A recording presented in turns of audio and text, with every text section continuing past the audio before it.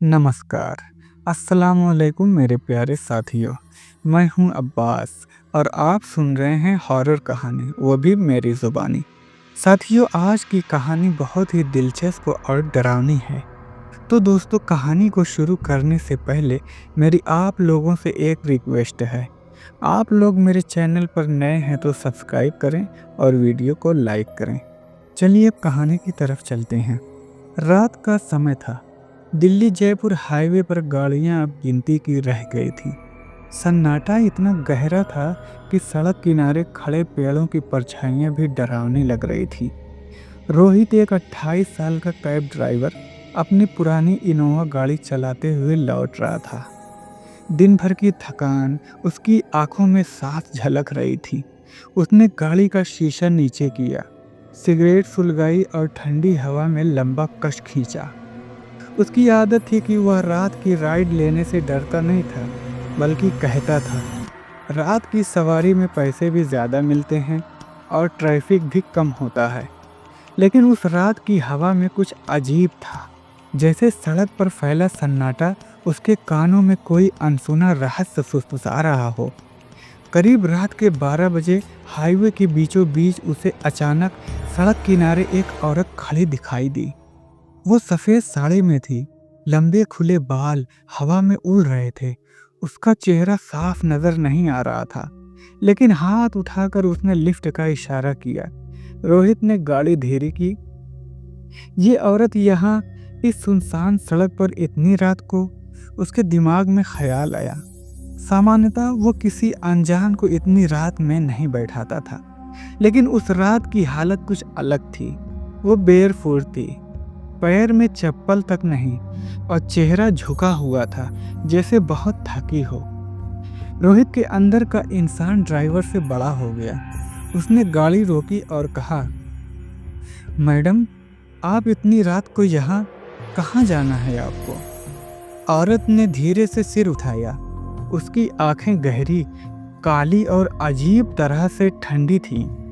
उसने हल्की मुस्कान दी और बोली, मुझे आगे वाले गांव तक छोड़ दोगे? बस 5 किलोमीटर है। रोहित ने सिर हिलाया। दरवाज़ा खोला और वो औरत चुपचाप पीछे की सीट पर बैठ गई। गाड़ी चल पड़ी।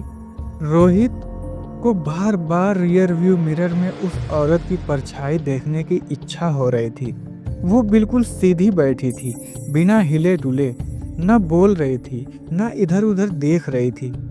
कुछ मिनट चुप्पी में बीते, फिर रोहित ने माहौल हल्का करने के लिए पूछा, आप इतनी रात को यहाँ अकेली कहीं से आ रही हैं? औरत ने बहुत धीमी आवाज़ में कहा, बस इंतज़ार कर रही थी, कोई आए और मुझे ले जाए।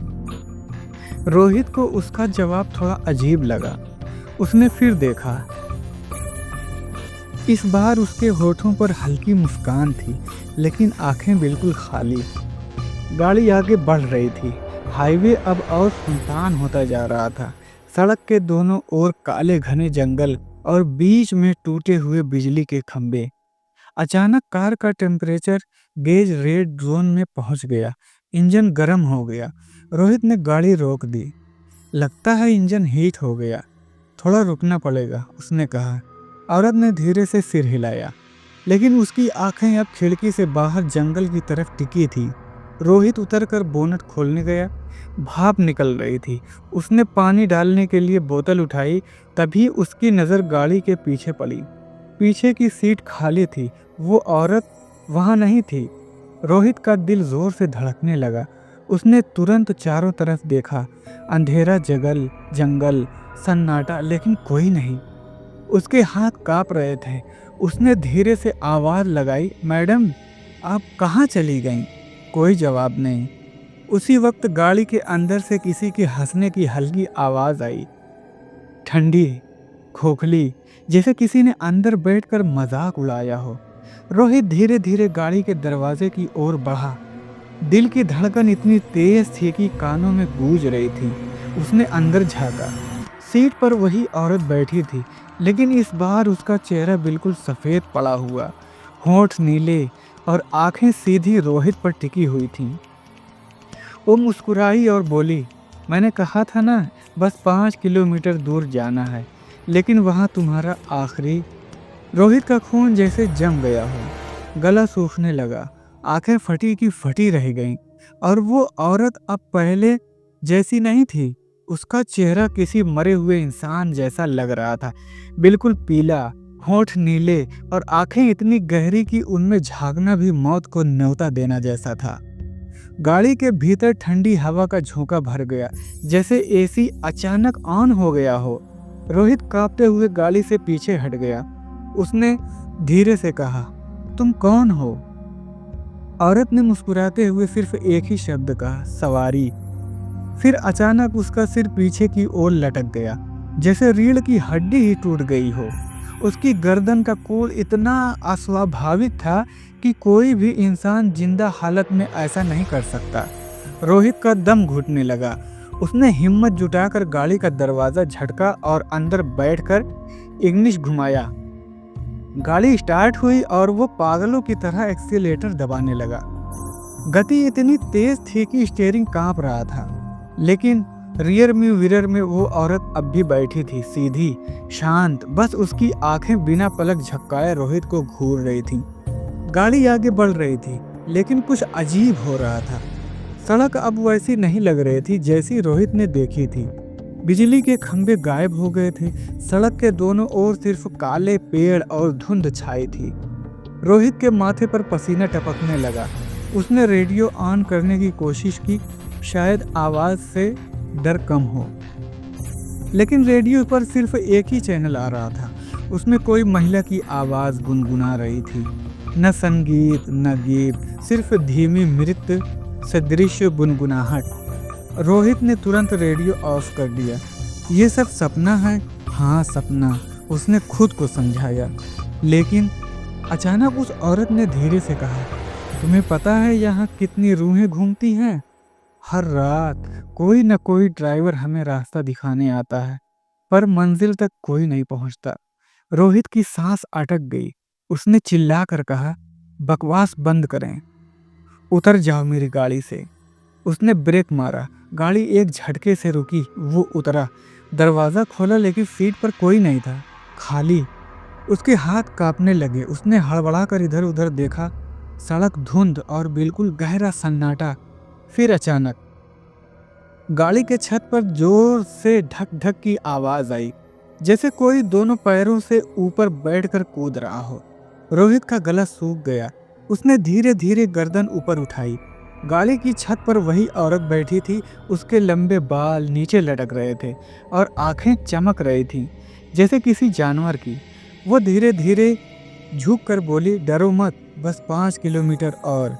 फिर अचानक उसने जोर से चिल्लाया, फिर मौत सवारी पूरी हो जाएगी। रोहित ने डर के मारे तुरंत गाड़ी स्टार्ट की और तेजी से भाग निकला। गाड़ी की हेडलाइट धुंध को चीर रही थी, लेकिन सड़क अजीब तरह से बार बार घूम रही थी, जैसे वो एक ही जगह बार बार पहुंच रहा हो। रोहित का डर अब पागलपन में बदल रहा था। वो बड़बड़ाने लगा, नहीं, ये सच नहीं, मैं निकल जाऊंगा, निकलना ही होगा। लेकिन तभी उसने देखा, सामने सड़क पर वही औरत खड़ी थी, सफ़ेद साड़ी में, खुले बालों के साथ, बिल्कुल उसी तरह जैसे उसने पहली बार देखा था। रोहित ने ब्रेक मारा, गाड़ी रुक गई। औरत ने फिर वही इशारा किया, लिफ्ट मांगने का। रोहित की आंखें फटी रह गईं, उसका गला सूख गया। वो समझ गया, ये कोई इंसान नहीं, ये मौत की सवारी है। रोहित की आंखें सन्न रह गईं। सामने वही औरत, बिल्कुल उसी जगह, उसी अंदाज में जैसे शुरुआत में दिखाई दी थी। सफ़ेद साड़ी, खुले बाल और वही ठंडी मुस्कान। उसके हाथ फिर से ऊपर उठे, लिफ्ट मांगते हुए। रोहित का गला सूख गया। नहीं, ये हो ही नहीं सकता। तुम तो मेरी गाड़ी में थी, फिर छत पर, फिर गायब। उसकी सांसें तेज हो गई। उसने हिम्मत करके गाड़ी घुमाई और दूसरी दिशा में भागा। लेकिन मुश्किल ये थी कि हर बार कुछ किलोमीटर बाद उसे वही औरत सामने खड़ी मिलती, जैसे सड़क एक चक्रव्यूह में बदल गई हो। करीब 20 मिनट ऐसे ही भागते भागते बीते। रोहित का दिमाग चकरा गया। उसने गाड़ी रोकी और सिर पकड़कर बैठ गया। अचानक उसके मोबाइल की स्क्रीन चमकी। उस पर अनजान नंबर से कॉल आया। दिल जोर से धड़क रहा था, लेकिन उसने कॉल रिसीव कर लिया। फोन पर वही ठंडी महिला सी आवाज गूंजी, कहा, कहाँ भागोगे? मौत की सवारी से कोई नहीं बच सकता। रोहित का चेहरा सफेद पड़ गया। उसने घबराकर मोबाइल बाहर फेंक दिया। लेकिन तभी गाड़ी का म्यूजिक सिस्टम अपने आप ऑन हो गया और उसी आवाज में हंसी गूंजी, 5 किलोमीटर और, बस 5 किलोमीटर और। रोहित का गला सूख गया। उसने घबराकर इंजन स्टार्ट किया और पागलों की तरह हाईवे पर दौड़ पड़ा। करीब आधा घंटा भागने के बाद अचानक सड़क किनारे एक टूटा हुआ साइन बोर्ड दिखाई दिया। उस पर धुंधली लिखावट थी, नौराई गांव, 5 किलोमीटर। रोहित की रगों में खून जम गया। 5 किलोमीटर, वही 5 किलोमीटर जिसकी बात वो औरत बार बार कर रही थी। उसके हाथ कांपने लगे। ना, ये तो बस इत्तेफाक है। हाँ, बस इत्तेफाक। उसने खुद को समझाने की कोशिश की, लेकिन तभी पीछे से धीमी आवाज आई, मैंने कहा था ना मंजिल नौराई है। रोहित ने डर से शीशे में देखा। पीछे की सीट पर वही औरत फिर से बैठी थी। उसका चेहरा अब और भी डरावना था, खून से सना, आंखें पूरी तरह काली और होठों से ठंडी भाप निकल रही थी। रोहित ने चिल्लाकर दरवाजा खोला और गाड़ी से कूद पड़ा। सड़क पर गिरकर उसके घुटने छिल गए, खून बहने लगा, लेकिन उसने पीछे मुड़कर नहीं देखा, सीधे जंगल की तरफ भागा। पेड़ों के बीच में अंधेरा था, कहीं कहीं उल्लू की आवाजें आ रही थीं, लेकिन उसके पैरों के पीछे किसी के कदमों की आहट साफ सुनाई दे रही थी। धीरे धीरे वो आवाज करीब आती गई। रोहित तेज भागने लगा। फिर अचानक से एक टूटा हुआ मकान दिखाई दिया, जैसे कोई पुराना सराय हो। उसने बिना सोचे समझे अंदर छलांग लगा दी और दरवाजा बंद कर लिया। अंदर धूल और जाले भरे हुए थे, जगह जगह दीवारों पर उखड़ा हुआ प्लास्टर और टूटी खिड़कियां।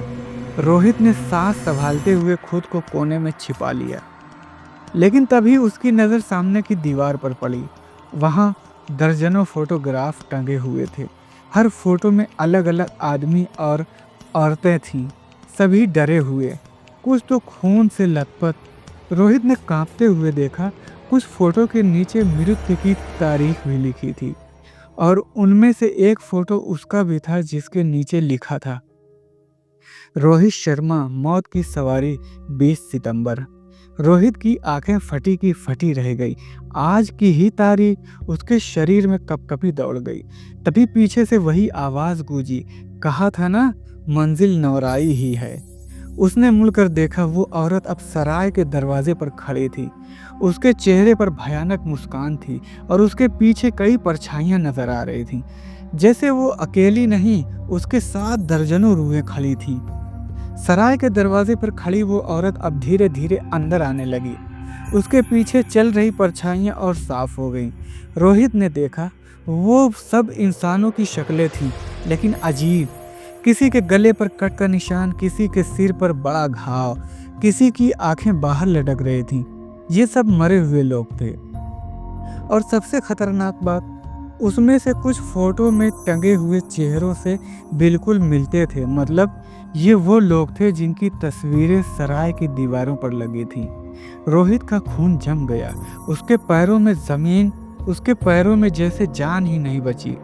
वो औरत अब ठीक उसके सामने आकर खड़ी हो गई। उसने धीरे धीरे सिर झुकाया और ठंडी आवाज में कहा, हर साल इस रास्ते पर कोई न कोई ड्राइवर फंसता है और हर बार वो हमें मंजिल तक छोड़ देता है। आज तुम्हारी बारी थी। रोहित कांपते हुए बोला, कौन हो तुम?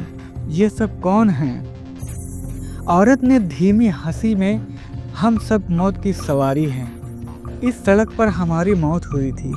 अब हर रात कोई न कोई हमें ढोता है। जब तक अगला शिकार नहीं मिलता तब तक हम अधूरे भटकते रहते हैं। इतना कहकर उसने हाथ उठाया। तुरंत सभी परछाइयां खींचते हुए रोहित की ओर बढ़ने लगी। रोहित ने जान बचाने के लिए पूरी ताकत से बाहर की ओर दौड़ लगाई। सराय का दरवाजा तोड़कर वो सड़क पर आ गया। चारों तरफ घना अंधेरा और धुंध थी। गाड़ी वही खड़ी थी। वो सीधे गाड़ी में कूदा और इंजन स्टार्ट किया। गाड़ी स्टार्ट होते ही उसने पूरी स्पीड से एक्सीलेटर दबाया। पीछे से औरत और बाकी परछाइयां चीख रही थीं, लेकिन अचानक धुंध हटने लगी, जैसे कोई अदृश्य पर्दा खिसक रहा हो। कुछ ही सेकंड में वो फिर से उसी हाईवे पर पहुंच गया जहां स्ट्रीट लाइटें जल रही थीं और ट्रक किनारे गुजर रही थी। रोहित ने चैन की सांस ली, बच गया बच गया। लेकिन तभी उसकी नजर रियर व्यू मिरर पर गई। पीछे की सीट पर वही औरत बैठी थी, ठंडी मुस्कान, चमकती काली आंखें। वो बोली, मैंने कहा था 5 किलोमीटर, अब सवारी पूरी हो गई। अचानक गाड़ी का कंट्रोल बिगड़ गया। रोहित चिल्लाया और गाड़ी तेजी से डिवाइडर से टकरा गई। भयानक आवाज आई और सब अंधेरा। अगले दिन अखबार की हेडलाइन थी, दिल्ली जयपुर हाईवे पर दर्दनाक हादसा, कैब ड्राइवर की मौके पर मौत। पुलिस जब मौके पर पहुंची तो उन्होंने गाड़ी बुरी तरह टूटी हुई मिली। लेकिन सबसे अजीब बात यह थी कि ड्राइवर की लाश के पीछे वाली सीट पर किसी औरत के बालों के गुच्छे पड़े थे, जबकि गाड़ी में ड्राइवर के अलावा कोई नहीं था। कुछ दिनों बाद उसी हाईवे पर एक और ड्राइवर देर रात गाड़ी चला रहा था। सड़क किनारे उसे एक औरत दिखाई दी, सफेद साड़ी में, खुले बालों के साथ। उसने हाथ उठाकर लिफ्ट मांगी। ड्राइवर ने गाड़ी रोकी और कहा, कहाँ जाना है मैडम? औरत ने मुस्कुराकर जवाब दिया, बस 5 किलोमीटर आगे, नौराई गांव। मौत की सवारी अब भी हर रात अपनी अगली मंजिल और अगली कुर्बानी खोज रही है, क्योंकि इस सवारी का कोई अंत नहीं है। धन्यवाद मेरे प्यारे साथियों।